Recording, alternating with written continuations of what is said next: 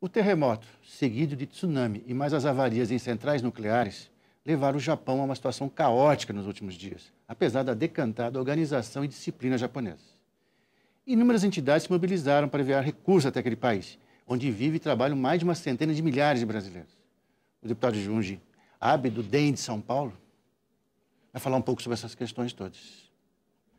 Porque, deputado, o que a gente acompanha na imprensa é que é uma situação caótica no Japão devido a esse mega desastre natural, né? Quer dizer, terremoto, tsunami e depois o desastre nas centrais nucleares.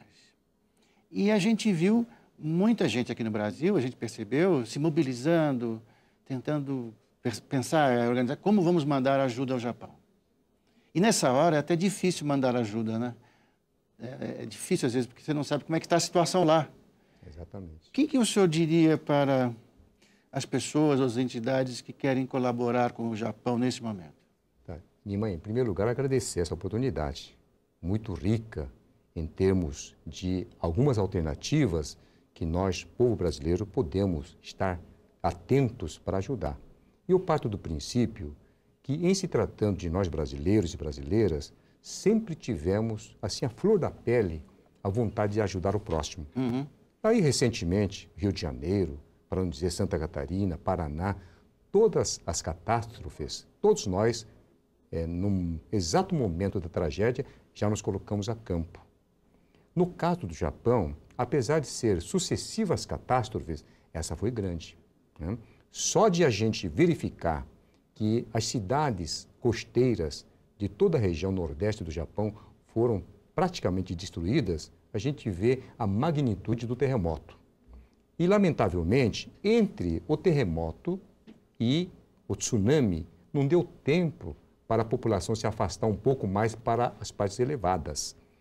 Tivemos informações de que muitos, né, acreditavam que o tsunami chegaria aí 3 metros do nível do mar. Ao contrário, foram ondas gigantescas de 10 metros. E com uma força brutal dessa água, né, as cidades praticamente sumiram. Né? Bem, por incrível que pareça, eu estava numa sessão solene na Câmara Municipal da minha cidade, Mogi das Cruzes, horas antes, né, com o bispo diocesano, Dom Ayrton José dos Santos, abrindo a campanha da fraternidade. E o tema, o planeta é a nossa vida. Aí depois de praticamente encerrada a sessão solene, voltei para minha casa e de manhã cedo eu ouço as primeiras notícias, totalmente desencontradas. Mas a tragédia foi tamanha, né, em termos de destruição, que nós nem sabíamos como fazer. Buscamos algumas informações. A primeira informação oficial, nós, juntamente com outros deputados brasileiros descendentes, como Walter Oshi, como a Keiko Ota, como o deputado Luiz Nishimori, do Vocês Paraná. são 5 aqui na Exatamente. Câmara, né? E o deputado já de terceiro mandato, que hoje preside, né, o grupo parlamentar Brasil-Japão, que é o Takayama, lá de Paraná, né, cada qual buscando algumas informações. Nós marcamos, na segunda-feira, após a tragédia, uma reunião com o cônsul, né, Kazuaki Obi, aqui de São Paulo. E nem ele não sabia direito o que estava acontecendo. Mas ele disse que o mais importante naquele momento, né, do que se preocupar em mandar alimentos, águas e roupas, etc., seria ajudar a Cruz Vermelha Internacional, que estava lá já tomando algumas providências no campo da assistência médica hospitalar. E aí nós nos colocamos a campo para fazer um apelo a todos para que os donativos fossem praticamente o objetivo principal da ajuda. Posteriormente, já aqui em Brasília, se não me falha a memória, na terça-feira, isso mesmo, na terça-feira, né, por volta de 18 horas, nós tivemos uma recepção, né, muito bem objetivada de como fazer. 15 de março. Com o embaixador do Japão aqui no Brasil, né, Dr. Akira Miwa. E o que ele disse para nós? Olha, vou repetir as palavras do cônsul. Né? Nesse momento, a melhor coisa para o povo japonês é uma ajuda, não importa a importância. Só de vocês estarem aqui representando a população e apresentando esse sentimento de solidariedade, isso vai dar força para o pessoal, né?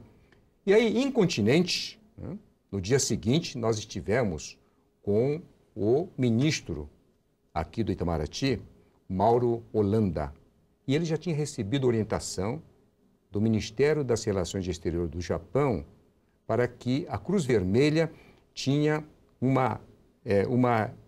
vamos dizer assim, linha direta com o Banco Sumitomo do Japão. Deixa eu te interromper. Pois não. Fazer uma pergunta. Pois não. Eu falei um pouco mais de 100 mil, segundo o senhor até me disse antes de começar o programa, são 250 mil oficialmente, talvez um pouco mais extraoficialmente. São muitos brasileiros descendentes de japoneses que estão lá. Sim. Nossos DECASEG. Sim. Deputado, nos primeiros dias foi muito difícil comunicar. As pessoas aqui, as famílias estavam muito angustiadas. A comunicação voltou, estava normal, as pessoas se comunicaram. O senhor sabe se a maior parte das pessoas conseguiu se comunicar com o Japão ou ainda tem dificuldades? Nos primeiros 3 a 4 dias, praticamente a comunicação parou. Negativa, né? Porque a rede telefônica foi totalmente destruída. Algumas poucas pessoas conseguiam via internet. Via internet. E aí começamos, né, a pedir para as associações se mobilizarem.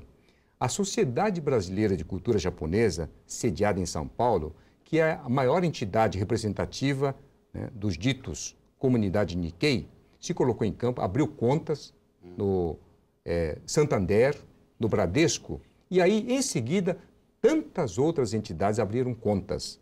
E aí, a pedido do ministro das Relações Exteriores do Japão, ao embaixador Akira Miwa, com a concordância do Itamaraty, nós pedimos para a possibilidade dessas entidades entrarem em contato com o Banco Sumitomo do Japão e direcionar para a Cruz Vermelha Internacional no Japão. Isso está sendo providenciado. Quer dizer, as pessoas podem fazer donativos ou fazer depósitos em nome do Banco Sumitomo, em nome da Cruz Vermelha japonesa? Não, não. Ah, não?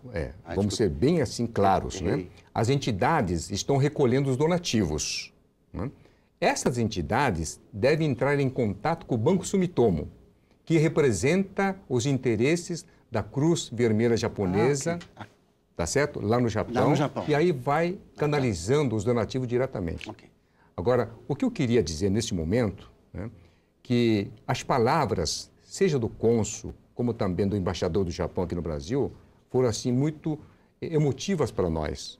Porque, Brasil, olha, a gente sabe do calor e do sentimento do povo brasileiro, mas quando vocês falam com tanta ênfase que em cada canto da rua, da avenida, das praças, os brasileiros estão prontos para ajudar, isso vai ser, né, a base, o alicerce maior para que nós possamos superar novamente essa crise. Olha, deu até arrepio em nós quando o cônsul e o embaixador disse essas palavras para nós parlamentares. Os senhores são 5 deputados, né, da colônia japonesa no Brasil, que representam boa parte da colônia japonesa no Brasil.